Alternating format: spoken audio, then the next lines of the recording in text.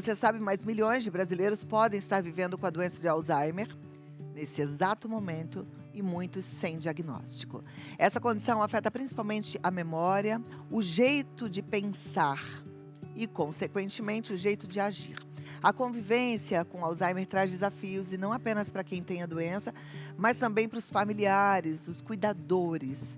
E para essa conversa importante, eu tenho a honra de receber a psicanalista, a autora Helena Cunha de Siero. Seja muito bem-vinda, maravilhosa. Oh, Querida. honra é minha. Helena foi um dos presentes que a vida me deu, assim, do nada. A gente se conheceu num hotel fazenda.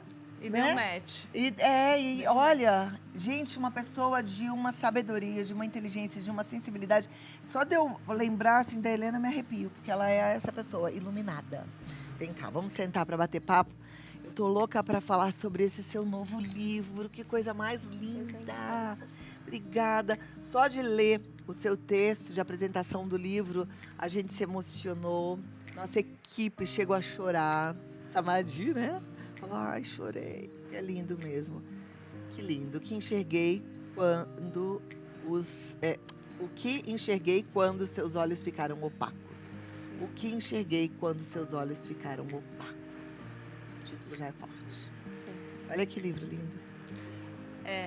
Isso aqui era a tapeçaria da casa da minha mãe, que era uma tapeçaria que ela adorava, e eu quis usar isso como abertura do livro para homenageá-la. E a textura do livro, o livro saiu pela editora Quelônio, a textura é imitando como se fosse a tapeçaria, e esse fio da costura, ele é todo artesanal, é o fio que seria o fio da tapeçaria.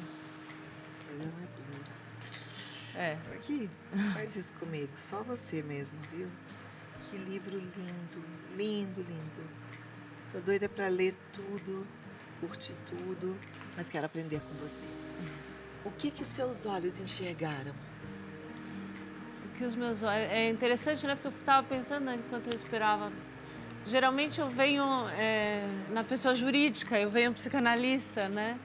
E agora eu estou aqui na pessoa física, falando de algo muito, muito pessoal, muito íntimo, mas também algo que me enriqueceu muito, assim, sabe? Que foi essa experiência de perder a pessoa que me trouxe para a vida, né? De devolver para o universo quem arrumou o mundo para eu chegar, né? Eu não sei, assim, esse é um processo, o livro fala muito disso, né? De um primeiro momento, de um profundo desamparo, que é quando eu abro o exame. Eu estava muito sozinha, porque eu sou filha única, meu pai também já é falecido. Eu tenho 2 filhos maravilhosos e um marido que é um super companheiro, mas essa experiência ela é muito solitária, né? E eu não tinha muito com quem conversar, porque só eu sabia quem era essa pessoa que estava partindo e o que ela representava para mim. E eu ia escrevendo no bloco de notas, algumas poesias, algumas crônicas, alguns contos. E aí eu começo o livro contando do processo de abrir o exame e de sentir que daquele momento em diante, um capítulo da minha vida que eu conhecia como sendo norteador, estava se encerrando. E aí eu vou escrevendo sobre todos os encontros e os desencontros e a angústia de ver uma pessoa que eu amava desaparecendo. Mas, ao mesmo tempo, ao longo do livro também eu fui escrevendo e fui me dando conta que ela não estava desaparecendo jamais, porque ela mudou para o tesouro do meu coração, como você começou o programa, né? Ela está em mim, né? Então, o livro ele fala, não é só do Alzheimer, mas da metamorfose de ver alguém que a gente ama desaparecer, mas de como o processo de perda, porque a gente está perdendo o tempo todo, não tem como lutar, né? A gente está o tempo todo tendo que ser obrigado a entender alguma coisa com a dor, né? Você tem 2 caminhos. Você pode virar uma vítima vaidosa, né? Ou você pode fazer alguma coisa. O que eu sei fazer, eu sei escrever. Eu gosto de palavra, eu trabalho com palavra no consultório. Então, eu acho que essa escrita desse livro, para mim, foi uma costura mesmo que eu fiz. E aí tem uns pedaços engraçados, porque tinha pedaços muito tristes, mas tinha pedaços deliciosos por exemplo, tem uma hora no livro que ela fala, eu falo, mãe, eu te amo. E ela era muito elegante, aí ela falava assim, eu também te amo, mas o importante é que você esteja bem vestida. Então eu gostei também porque é um jeito de apresentar ela para o mundo. Eu quero que todo mundo saiba como foi maravilhoso ter sido filha dessa mulher. Que lindo. Vai ser difícil da gente se segurar aqui. Mas vamos lá. Eu quero, claro, que conversar com a Helena, pessoa física, para falar dessa emoção toda, porque através da sua vivência, da sua emoção, a gente vai aprender. Mas eu quero entender um pouquinho, até sob o ponto de vista da ciência, essa questão de ir desaparecendo. Independente de diagnóstico ou não, eu acho que todos nós que temos pais idosos, a gente vai percebendo que algumas coisas vão desaparecendo. Vai ser difícil entrar nessa. Eu não vou conseguir. E outras vão aparecendo, tipo Outras Domênico. vão aparecendo, né? Hoje eu falava pro meu pai que ele falou brincando que eles chegam hoje do Rio. E ele perguntou, como tá aí? Eu falei, bebê pequeno, né? Tá uma delícia, mas a gente acorda a cada 2 horas, mas tá tão gostoso, tá? É encantador, é mágico, eu tô amando essa experiência. Aí ele falou, tá, tudo bem, logo, logo sua mãe tá aí pra te ajudar. Aí eu falei, eu queria, mas hoje já é difícil. Hoje ela tem as limitações dela pra andar, pra se equilibrar.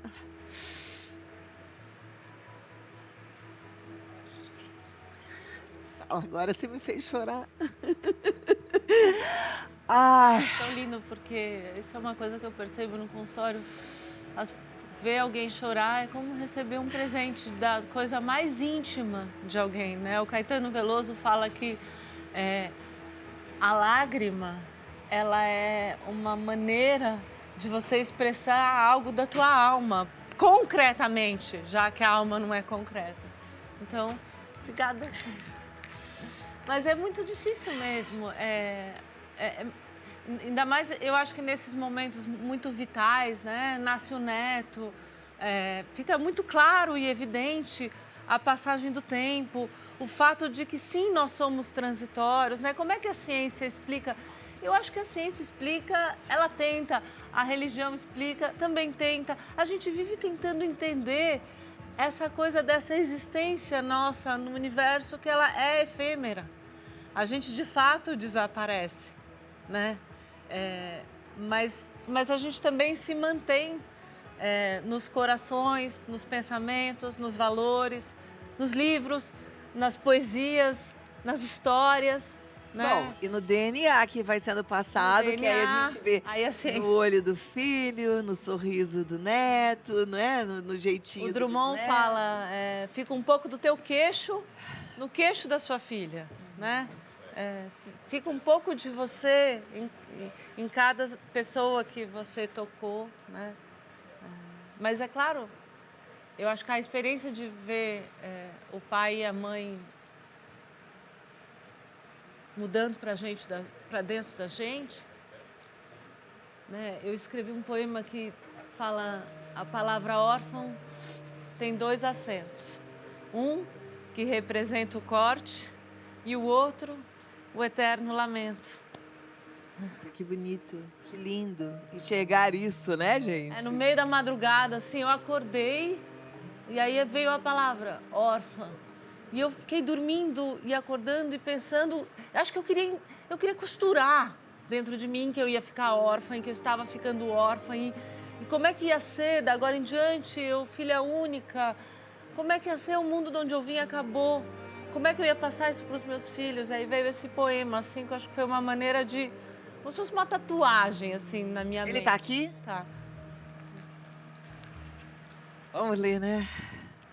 Tão bom a gente conseguir ler, para os nossos olhos enxergarem o que essa alma traz pra gente.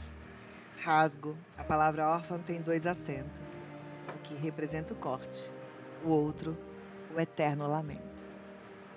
Agora, viver lamentando não é o melhor dos caminhos, né? A gente precisa ressignificar esse lamento. Eu acho que há um momento de um lamento, mas há um momento que, se você passar a vida olhando no retrovisor, como diria Fernanda Montenegro, como eu diria Simone de Beauvoir, mas na boca da Fernanda Montenegro esse ano foi maravilhoso, é viver de tempos mortos. Não dá. De alguma maneira, o passado tem que pertencer a um outro lugar, e para isso a gente tem que lamentar na hora certa, mas também tem que encontrar. Ontem veio uma pessoa no meu consultório, não é minha paciente, então eu posso contar, e ela tinha acabado de perder o marido, e foi tão lindo assim, porque ela falou assim para mim, eu de repente comecei a mexer com advogado, meu marido morreu e eu tenho que lidar com coisas horrorosas e tal. E eu nunca tinha conversado com o advogado, então eu estudo antes de dormir, e aí eu vou para a reunião e eu sento na reunião e eu penso, até que eu sei falar, eu não sou burra. Ela falou, como é que no momento de mais dor da minha vida eu consigo perceber essa capacidade? Aí eu brinquei com ela com um poema do Leminski, que é assim, que raio de dor é essa, que quanto mais dói, mais sai sol. Né? E é isso mesmo, né? Aliás, é interessante esse poema, porque que raio de dor é essa? Quanto mais dói, mais sai sol. Eu vivo na experiência toda vez que eu recebo um cantor, compositor, porque eles contam sempre muito isso, né? Que é na hora da dor que vem toda a inspiração, que vem toda a riqueza da arte que eles fazem, que vem um livro lindo, sensível como esse da Helena de Siero e tantas outras expressões artísticas ou não artísticas, mas a nossa alma, que vão fazendo a transformação do mundo. O mundo vai ficando bonito, vai ficando colorido, né? Isso é muito mágico. Aliás, trazendo para o lado da religião, a Bíblia fala disso, né? Não importa pelo que você vai passar, o importante é o que Deus está fazendo com você, no teu coração. É o que a gente falou essa semana aqui, quando a gente conversou sobre a importância da gente perdoar. Sempre olhar e falar para quê, né? Tem um para quê. E esse para quê é para te deixar melhor, para te deixar maior, para te deixar mais forte, para te deixar mais sensível. Bom, vou te dar 3 minutos para você tomar um copo de água e eu volto aqui já já. Tá bom. Combinado?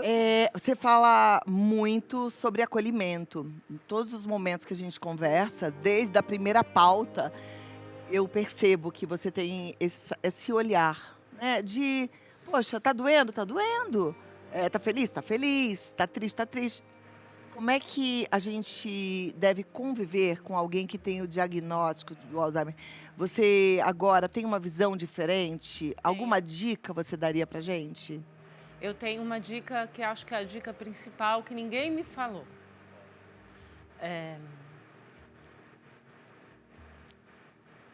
Vai ter um momento que você não vai ter escolha a não ser sofrer. Mas enquanto você tiver uma escolha para ter esperança ou para aproveitar, que às vezes pode não ser a mãe, mas é o cheiro da mãe, é a mão da mãe, são os olhos opacos da mãe. Mas enquanto ainda for, e você ainda puder, aproveite. Porque depois chega uma hora que você não tem essa escolha. Porque eu me lembro no começo,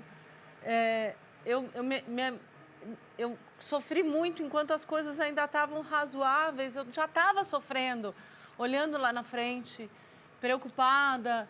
E eu perdi tempo de aproveitamento, né? Assim, então esse é um conselho que eu acho que é o mais poderoso, assim, porque tem um momento que você tem uma escolha. Você fala, ela ainda está aqui, tem pedaços dela aqui que eu posso aproveitar. Ainda que tenha mudado, eu ainda sei quem ela é, mesmo que ela não saiba mais quem eu sou. Mas ainda é ela. Então, por mais difícil que seja, tem um momento que é só sofrimento. Né?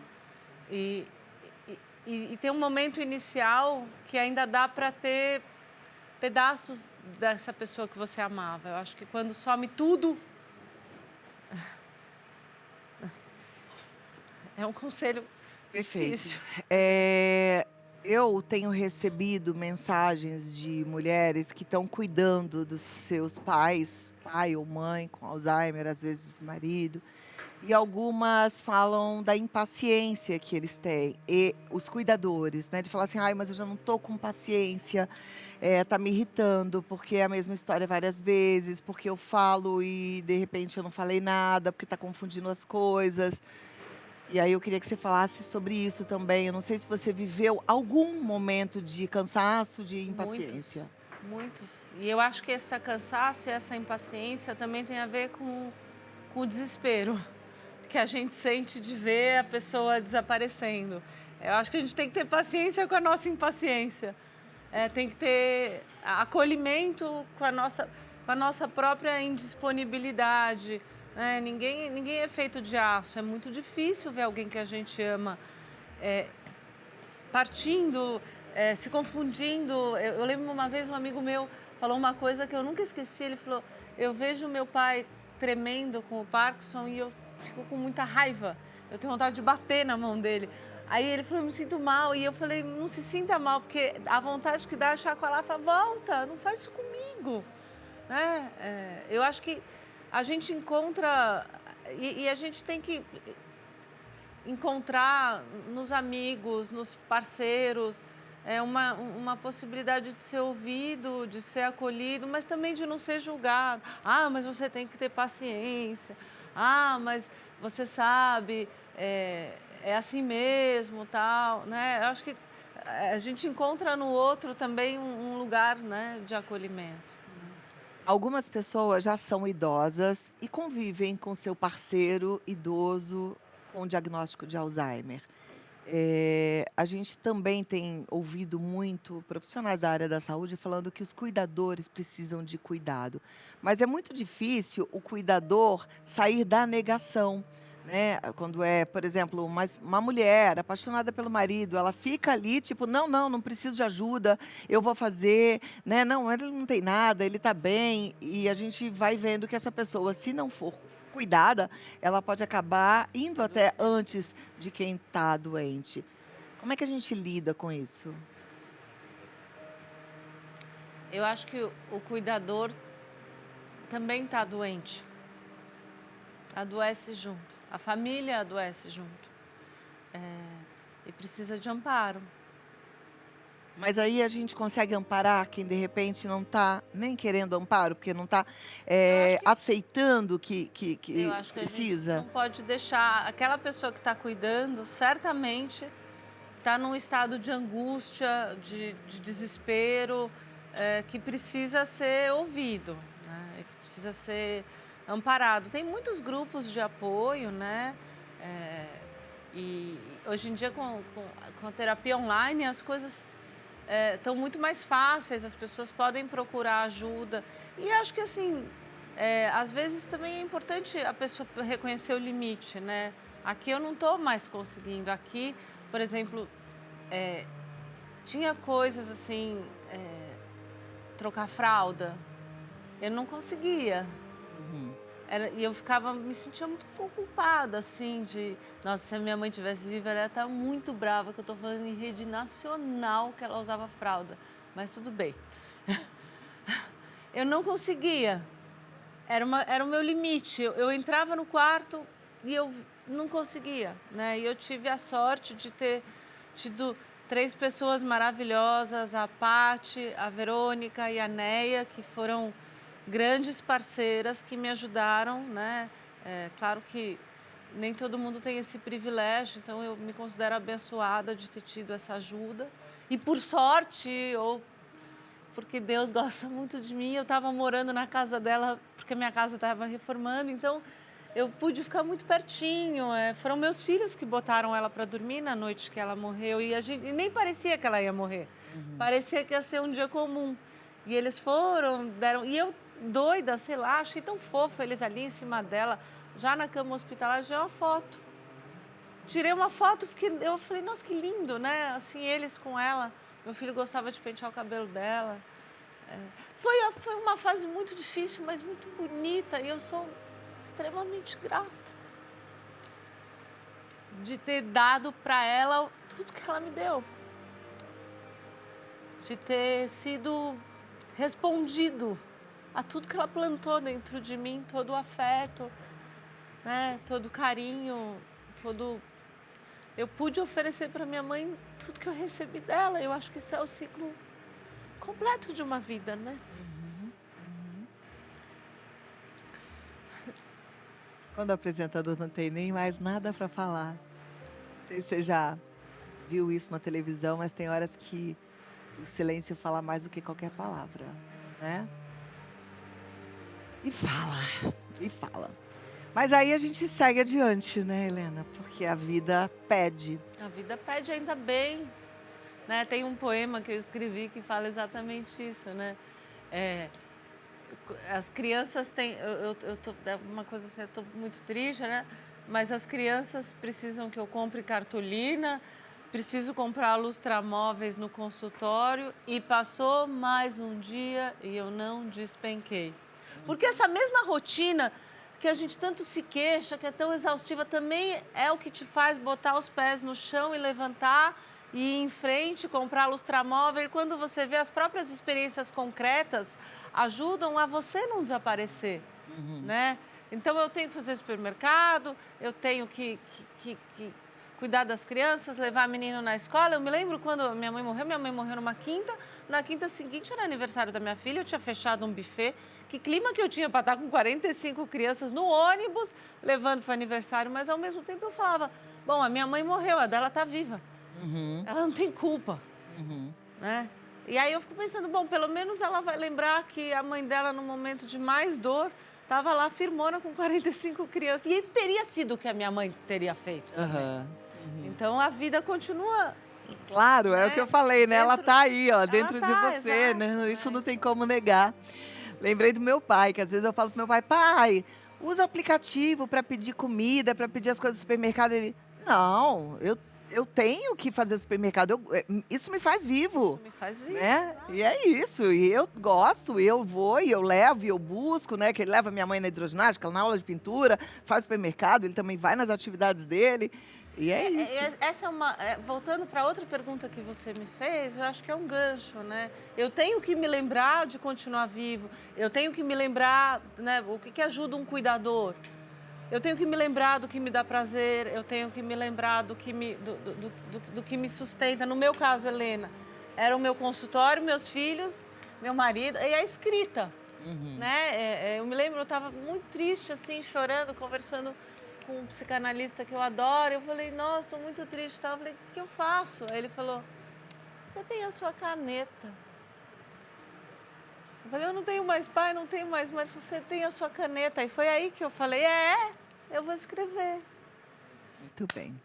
Ainda bem que ela tem a caneta dela para a gente ler tudo isso. Agora eu vou deixar você, que está nos assistindo, que provavelmente também está aí emocionado, perguntar. Pergunta, o que tem no teu coração? Ou só conta, desabafa. Helena Liceiro continua com a gente. Mais 3 minutos, tá bom? Perguntas e respostas. Então, produção, libera, por favor, na tela.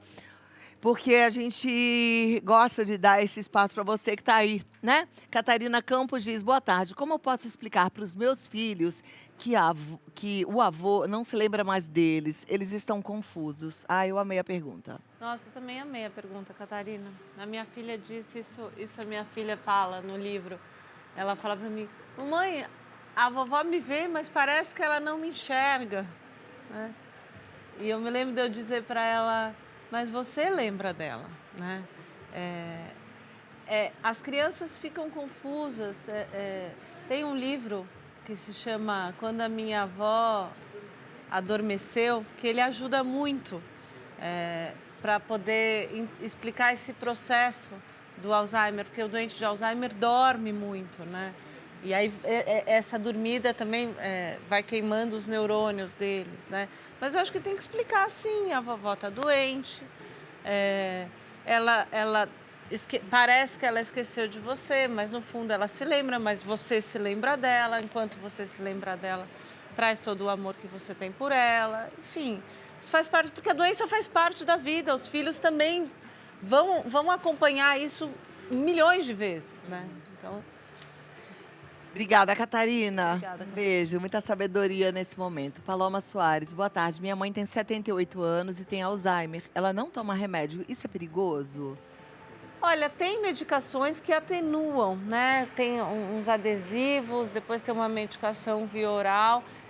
Eu acho que assim, a medicação ela ajuda a retardar o processo da doença, né? Então, eu acho que seria uma ajuda para a mãe, né?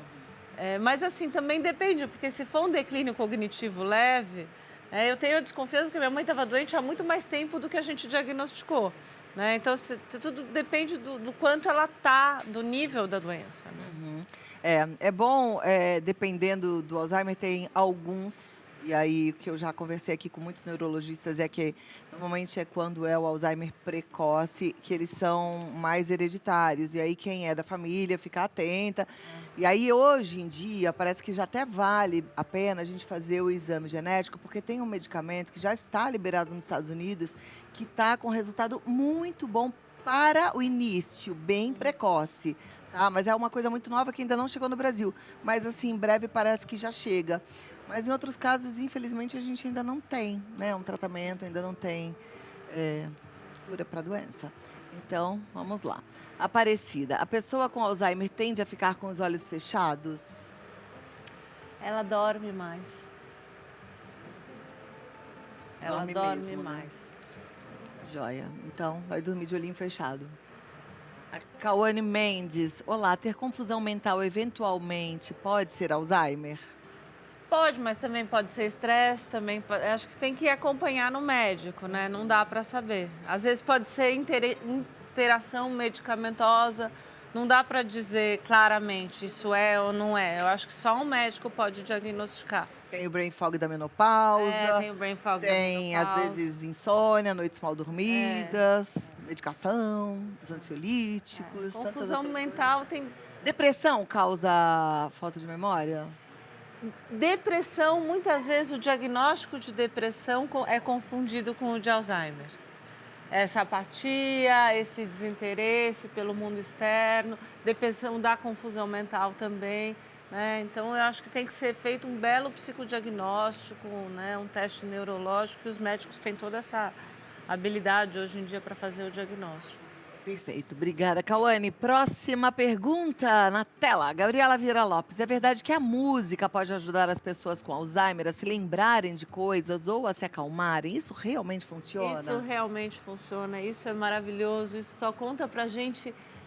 Ontem eu fui no Caetano e na Betânia e eu fiquei pensando, aquele estádio assim, né? Você fala, nossa, como música é um negócio tão poderoso, né? Assim que até desperta milhares de emoções e sim, música, isso é uma coisa linda. A música acalma, a música desperta memórias e a música faz muitas vezes com que aquela cena da doença ganhe uma trilha de amor também. Música eu acho incrível. Hoje, em outro contexto, a Carol estava amamentando. Primeiro, quando eu acordei, ela estava trocando o Domênico, e aí com uma música tão deliciosa ali. E assim, ele reclamandinho, porque neném recém-nascido, aquela... mas estava um clima por conta da música tão mágico. Depois ela foi amamentar com outra música. E a Carol é muito musical, né? Isso realmente dá um toque. Eu acho que a vida fica melhor com uma trilha sonora e um poema no bolso. Boa. Agora, tem que ser a música que o paciente goste, né? Sim. Não dá para você, né, botar um... E música que tem a ver com a vida dele, a né? ver com a Porque, vida por dele. exemplo, pega uma pessoa que, de repente, nem curte Caetano, Bethânia, quase que impossível. Mas aí fala, vai ouvir que você vai gostar. Aí a pessoa fala, não, mas eu gosto só de hino. A minha mãe gostava de Menino da Porteira. Então tem que ser a música que ela gosta, né? Luana, grandes traumas e depressão em uma pessoa idosa podem provocar Alzheimer? Podem. É mesmo? Sim. Pode. E aí é o que? É o gatilho para a doença? É o gatilho para a doença. É porque, assim, o cérebro já está fragilizado, né? Então, na verdade, depois dos 80, a chance do Alzheimer vir é grande, né? Então, e também depois dos 80 tem grandes traumas, perdas, né? Então, assim, a gente tem que ficar atento. É. Aliás, durante a vida a gente tem muitos traumas, muitas perdas, algumas pessoas mais do que outras, né? Obrigada pela pergunta, Luana. Próxima pergunta na tela. Miguel Abreu. Meu avô não é uma pessoa letrada e não se interessa em aprender coisas novas. E tem memória muito ruim. Ele pode vir a ter Alzheimer no futuro? Ah, pode porque todo mundo pode, mas ele gosta da vida. Assim, porque às vezes você encontra pessoas que não são letradas e que gostam da vida, e que têm prazeres nas coisas. Que gosta de uma prosa, que gosta de... assim, eu acho que a gente... Essa coisa do letramento, às vezes a gente supervaloriza. Claro que é super importante a alfabetização, mas às vezes as pessoas mais simples te ensinam tanto. É verdade. Não dá pra dizer que uma coisa é consequência ou que é menos. A gente tem que ser cuidadoso. É verdade que se a gente não parar de trabalhar, a gente não vai ter Alzheimer? Se a gente não parar de... Tipo assim, tô produzindo, tô com a minha mente ativa, tô fazendo, tô acontecendo. Eu fico mais distante da doença? Não sei, espero que sim. Estou tentando. E a gente vai tentando. Sabe que eu tive acesso a um estudo que diz que hoje o que a gente tem de consistente mesmo é a prática do exercício físico, né? Que esse sim, ter pernas mais fortes, ter musculatura, isso nos ajuda. Inclusive na depressão, né? Ó, então bora, Na né, gente? depressão. Vamos fazer exercício físico e ler esse livro lindo que enxerguei quando seus olhos ficaram opacos, da Helena Cunha de Siero. Tá pela editora Quelônio. Editora Quelônio. E sabe, você vai encontrar muito mais textos lindos, inclusive, da Helena, no Instantes de Dentro, lá no Instagram. Segue, deixa um recadinho. Instantes de Dentro. Maravilhosa, amei te receber. Eu amei. Olha, obrigada. Muito obrigada. Obrigada. E vai lá ver a Carol. Vou. Ela vai ficar toda feliz da vida. Eu vou perguntar para ela. Pode porque perguntar, esse manda uma começo, mensagem né? para ela. Você vai Manda. ver, conheço.